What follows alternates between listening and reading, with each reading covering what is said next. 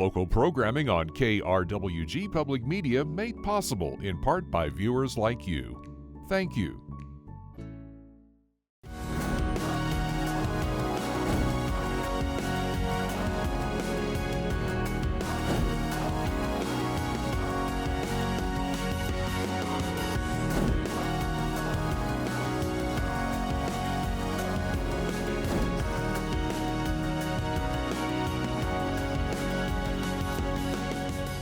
This is Fronteras, A Changing America. I'm Casey Counts. Thank you for joining us. The New Mexico legislature convenes Tuesday. Algernon joins us to preview the upcoming 30-day session, which is primarily focused on budget. KRWG multimedia journalist Noah Raess covers one issue state lawmakers are wrangling with: competency. He'll speak with Las Cruces Police Chief Jeremy Story and get perspective from those working to get individuals into treatment programs to address addiction and mental health issues. First, we welcome back to KRWG TV, Algernon. Thank you for joining us. Hi, Casey. Hi, how are you? I'm wonderful. How are you doing? How long have you been covering the New Mexico state legislature?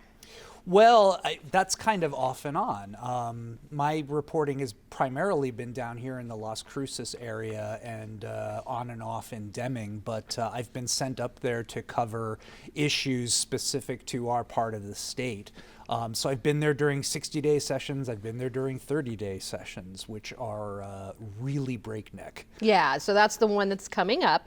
It's Right. a 30-day session, and let's talk about why we have a 30-day session or a Right. 60-day session. Right, so we alternate. So in even number years, we have a 30-day session. In odd number years, we have a 60-day session because New Mexico has this very unusual singular part-time volunteer legislature. We don't have a full-time legislature. And so everyone knows it's kind of the unique in the nation, right? Yes, it is. It's. I think it might be the last one left, actually. Some state legislatures don't get much, but New Mexico is the only truly unpaid. Right, and there's a debate ongoing about paying lawmakers, having longer sessions, having full-time year-round sessions, and that remains to be resolved. And so we still have this old frontier system of 60-day and 30-day sessions because the original idea was these are citizen lawmakers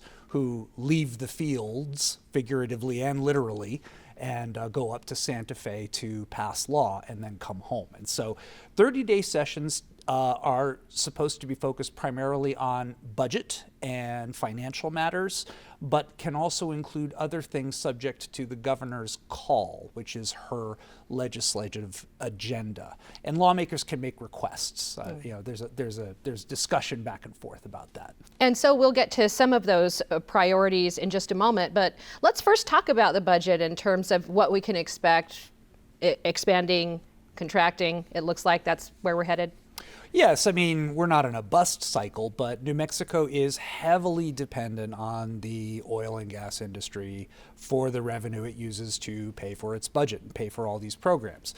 Interestingly, Governor Michelle Lujan Grisham first took office in 2019 in the midst of a boom. We've had robust oil prices, lots of production, and the state has had lots of money. And that has led to initiatives like tuition-free college and universal child daycare and all sorts of initiatives that we could afford because there was plenty of money coming in. We recently have reporting that the projected revenue is less than what was expected even as recently as August. And so, I mean, it's not a doomsday scenario because there is still revenue coming in, and lawmakers expect to have about $105 million in what's called new money. And that's the difference between the projected revenue and what we're currently spending. And so they will have some money to work with, but it will be considerably less than what they had even during the last legislative session to work with. And certainly they are accustomed to the industry's ups and downs as they move forward. We expect that some of the asks that they're going to be confronted with for the budget are going to be unmanageable, and they're getting more of those than ever before. Yeah, I mean, it might be a little tighter this year. I mean, the Legislative Finance Committee, which has been meeting in between sessions, has been asking a lot of questions of department heads who have been coming saying that they plan to ask for more money. Certainly the universal child care, which is a first in the nation program that the state opened up in November in terms of having that state subsidized child care for everybody regardless of income. The question is how to pay for it, especially when the revenue that we're looking to is less robust and it's a little bit more of a sober budget year that we're looking at. Governor Michelle Lujan Grisham has been touting that, very proud of it, obviously, and was the first of her priorities that I wanted to touch on in our conversation, because not only is it a question of paying for child care, but it's also a question of access to child care, having enough practitioners and places for kids to stay during the day. What's the landscape there look like? I'm not sure if you've reported on that specifically, but we know that there's some concerns. Yes, and from reporting from my colleagues at the Albuquerque Journal, right, there's hiring that has to happen, capacity. So you have to have the hires in place, and you also have to have the actual spaces where the child care can happen in a regulated and safe environment. And so we have to build all that, and what the price tag on that will be is moving up, even as the projected revenue is moving down. And so there was already a kind of a difficult hearing before the Legislative Finance Committee last week. And I think that those conversations are going to be difficult moving forward. And again, in the context of a 30-day session where you might have hundreds of bills trying to make their way through 2 or more committees and try to get to the floor for a vote, some of these things that are going to require more extended debate and more analysis are going to have a harder time getting through. And there's a lot of things that are going to require extended debate and analysis. Let's move on to the next one of those. That is healthcare in New Mexico. Certainly access to healthcare, a huge concern, becoming a bigger issue all the time. And there are some things unique, in New Mexico that lawmakers have done or have not done to make the situation worse, right? Yes, and you also have the federal environment. There were just cuts to Medicaid, and New Mexicans are heavily reliant on Medicaid. And so there was a special session, one of the special sessions that was called during 2025, addressed specifically that, as well as some other things related to federal cuts, because the current administration has pursued let's describe it as a rigorous schedule of cuts to all kinds of budget items, especially public broadcasting, food assistance, Medicaid, and other matters that just involve public safety and health. Do you think we're going to see any movement in terms of New Mexico policy on health care during this 30-day session? We may. It's going to depend. The legislature is still controlled on both sides by the Democratic Party, and the governor is a Democrat, and so sometimes that can mean that things will move much more quickly because there is party unity between the governor and lawmakers, and Republicans have a minority. That said, on some things, the lawmakers in Santa Fe, in the Senate and the House, are not always in step with Governor Lujan Grisham, who is in her, we should say, second and final term. And she's going into her last session as governor, this last 30-day session as governor. And so there's a little dissonance there. So we're going to have to see on what matters they fall in step with each other. And certainly within the last year or so, there has been some dissonance between the Democrats in the legislature and the governor, especially when it comes to the topic of public safety. So let's talk a little bit about kind of that history and where we think we might see some action in this session. That's right. During this second term, the governor has taken a hard turn towards concerns about public safety across the spectrum of, from gun legislation to sentencing to behavioral health supports, because a lot of people who lack access to behavioral health services end up in the criminal justice system. There seems to be a problem with juveniles and firearm related crime. And so the Republicans, in the meanwhile, have their own task force, and they have come up with a raft of proposals. A lot of that having to do with sentencing, some of it having to do with behavioral health supports, competency, taking another look at bail reform and maybe making it a little bit easier to hold people ahead of their trials if they're accused of dangerous crimes.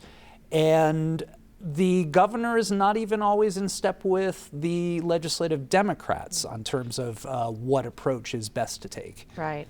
One thing I want to touch on before we run out of time is kind of the ceremony involved in this 30-day session. Not only are there hundreds of bills, but there seem to be hundreds of social engagements along the way as well. How much do you think that gets in the way of business? Well, time. I mean, everything is about time. And so during this 30 days, the lawmakers are not going to get a lot of sleep. When they're not on the floor, they're going to be in the hallways or occasionally in their offices, occasionally in restaurants and other establishments. And it's just pretty much going to be talking. Lobbyists are going to be trying to approach them, various community advocates, other lawmakers. And KRWG Public Media. We're going to be trying to catch them as we can. Journalists as well.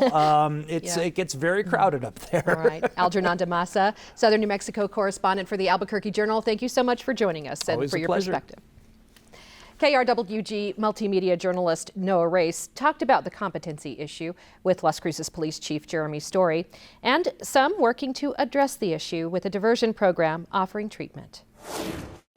The U.S. Attorney contacted me and committed to working together to try and hold this dangerous criminal accountable. In mid-November, Las Cruces Police Chief Jeremy Story, alongside officials from the United States Attorney's Office in New Mexico, posted a video on social media saying that a longtime criminal was now in federal custody. According to Chief Story, this individual has been arrested more than 70 times in 3 years and has broken hundreds of windows and has sent people to the hospital. But Story said that the state laws surrounding a defendant's competency in a courtroom have often kept him out of jail, leaving him to turn to the federal justice system to put the man behind bars. That was just a frustration that he can game the system, because he'll tell us one thing, that he's not incompetent, but he can play the system, and they dismiss all his cases. Story says that competency laws in the state have long been a headache, and the difference in results between the state and federal courts speak for themselves. In a meeting organized by the Republican Party, he told lawmakers that every person who has gone to the federal system has been found competent. Competency has been a big issue in New Mexico, and the requirements should be the same for both New Mexico and the federal system, but the results are very different. People that have repeatedly been found incompetent through New Mexico system have been found competent the first time in the federal system when they are charged, and that's happened with both juveniles and adults. Laws surrounding competency in a courtroom are in place to protect the defendant's right to participate in their own trial. In New Mexico, if a question of competency is raised, a medical professional will evaluate the defendant. Their evaluation then goes to the judge, who then makes the final call. If found incompetent, the process moves to see if the defendant is dangerous, a process that Story also says has its flaws. When the district attorney goes to the dangerousness hearing, they have to jump through hoops and orchestrate this perfect argument. And even then, sometimes they're not found dangerous. If the defendant is then found not dangerous, the charges can be dropped. However, some say that there are safeguards in place to make sure people do not take advantage of the system. Stacy Boone, the senior statewide behavioral health program manager for the Administrative Office of the Courts, says that the professionals doing the evaluations are well trained. They receive pretty comprehensive training around how to spot folks that might be what they call malingering in the clinical sense, where they're trying to sway those results or those evaluations. In terms of safeguards, the court and the parties involved in the court can always request a second opinion. Boone also says that judges have to work within the rules set by the state, and that a competency hearing involves everyone, including the prosecution. The judges ultimately make the finding and the ruling on those cases, but it's very much guided by and dictated by the New Mexico law and how it currently exists. However, there are more programs gaining traction around the state to address the common concerns. Doña Ana County is home to the first competency diversion pilot program in the state. This program helps those who face mental health challenges and are charged with misdemeanors get treatment. If complete, their charges can be dropped. James Ketcherside, program manager for the Competency Diversion Program, says that they meet people who are in jail to get mental health treatment, but it is voluntary. We've helped guide several individuals. The ones who have been successful, we've had yet to see maybe about one come back, so we're very proud of that. Catcher's Side says that they have helped over 200 people in this program, but not all finished the whole 6 months. He says he hopes to see the program grow in the future. Building that bridge between the courts and the community is essential. We're building it now and it's just getting started. And I really in the future, with the courts, this behavioral health program that we have, I essentially see it going public to help the public eventually. For KRWG Public Media, I'm Noah Raess. And Noah Raess joins us now in the studio to further explore this issue. Noah, first, welcome back to KRWG Public Media. Thanks, Casey. It's great to be back. And I'm joined today by New Mexico State Senator from District 35, Crystal Brantley. Thank you for joining us today. Thanks. Glad to be here. Just to start off, there's been a lot of discussion around the state's competency laws in recent years. I was wondering, what are your thoughts on the competency laws in the state? You know, I have the honor of serving as the ranking Republican on the Senate Judiciary Committee, and last year we saw a great bipartisan effort come together to address competency. We know that since 2016, when we changed bail reform here by state constitution, that it provided much more discretion for our judges. And unfortunately, what we saw is this extreme shift to really being kind of not holding these criminals accountable. And so we know that for many cases, what was happening is these repeat offenders were being declared incompetent and then their cases completely dismissed without any form of treatment being offered or consequences served. And so last year there was a collaborative bipartisan effort to come together to reform just a very small piece of that competency error so that when a judge does declare a person incompetent, that there has to be reforms put in place so that they either get some sort of meaningful treatment, that there are consequences. What we're trying to do is to really push back against that repeat recidivism rate that continues. We continue to see the same criminals in and out of our jail systems. Police have talked a lot about the differences between the competency in the state system as well as federal system. Are there also differences between the two, but also between different states in the United States? There are. One of the most powerful facts that was brought to us during the interim is that for every specifically youth offender in New Mexico that was declared incompetent to stand trial, when it was brought to the federal courts, they were actually declared competent. We're failing not just our citizens in keeping our streets safe, but we're failing those youth offenders because we're not providing alternative treatments. We're not intervening early enough. When the federal system can come in and have meaningful consequences, but our state court system is failing these, we're not keeping anyone safer. We're doing really a disservice to everyone. Yeah, and kind of going back to the competency laws in the state, earlier you mentioned judges, but also state law. Where do you think the hiccups in the system are? Do you think it's the judges, the state law, kind of where's that at? We think it's a combination of everything. And while we did make some meaningful reforms to competency laws last year, it did not address juvenile offenders. And so as we go into this 30-day budget session, there has been a lot of pressure on both sides of the aisle to address this rising crime rate within our juvenile population. And most importantly, as we hope to address the juvenile competency laws that remain broken. We know that these youth offenders are getting just more brazen out there. They have learned to master manipulate the system. They know that if they're instantly declared incompetent, that their case is going to be immediately dismissed. And that's what's happened as we continue to see these repeat juvenile offenders. Their crimes get more dangerous. They are headed towards a career of crime even as adults. We saw that very recently just here in Las Cruces with the Young Park shooting. There were so many times that we could have interfered before those shooters, those young murderers came and killed other children. They were repeat offenders that had a violent criminal history. We're trying to be able to get in to hold them accountable much earlier to put them on a different course. And you mentioned repeat offenders, and I was wondering, do you think that these competency laws are being overused? And do you think they're being overused because of the system, or do you think they're being overused in the way that it's like a symptom of a larger mental health crisis across the state? While I do think that we have a mental health crisis on the rise, and we need to put more of our resources to addressing that all over, that exceeds just criminal competency, right? Mental health is something that we need to focus on as a holistic approach, everything from our schools to our workforces, everything. I do think that what's happening specifically with these youth offenders is they are learning how to manipulate a system. They have recognized the loopholes of how to get their cases dismissed. The Las Cruces Police Department shared with legislators audio tape, jailhouse calls of these violent young offenders on there bragging about how they knew how to get themselves declared incompetent, bragging to their friends on the other end of the line that they would soon be released. And sure enough, as soon as they hit the streets, they're committing more violent crimes and they're escalating. It's putting, citizens at risk, and it's not allowing us to come in and intervene early enough. Yeah, and one of the reasons that competency laws are in place is because people have a right to participate in their own trial and be cognizant of what's going on in their own trial.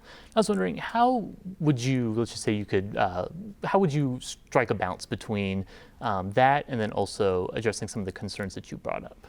I hope to do with our juvenile offenders what we did last year with our adult offenders, and that is when an individual is declared incompetent, that may be the case, but their case should not be immediately dismissed. It is our job then to provide services to keep the public safe, and also to provide them meaningful resources and provide them with the resources out there that they need for their mental health so that they can become productive citizens. If we recognize that there is a competency concern and that there are repeat offenses coming in, we owe even that offender, we owe them an opportunity to provide them the resources to better themselves and to create a safer community.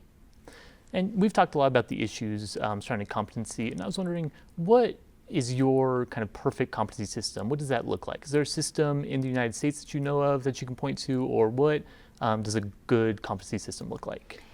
I think that's pretty difficult to say. I do think that judges need to have some discretion. I think that the violence and the serious nature of each individual cases does need to be considered. So while I still think that judges need to have flexibility, I think it's important for lawmakers to come in and provide minimum sentences as we come in, to provide more resources for those that are declared incompetent. I think that there are much more resources that need to be offered when a judge does correctly decide that an individual is incompetent, is to provide the resources that are needed to keep the communities overall safer. And we've got a legislative session that's coming up. I was wondering if you could kind of give us a preview of what might be discussed at the legislative session around this issue. New Mexico's violent crime rate just continues to surge. And so we're going into a budget session. It's a 30-day session, and in New Mexico we know that our sessions alternate between a 60-day session that hears policy and budget, and a 30-day session which traditionally only hears a budget. Although we can get messages from the governor, and that's called a call. We have heard that the governor is prioritizing public safety. As you may recall, she even called a special session of the legislature to specifically address public safety. It was 4 hours long because her own party, the majority Democrats, refused to hear any of the governor's bill.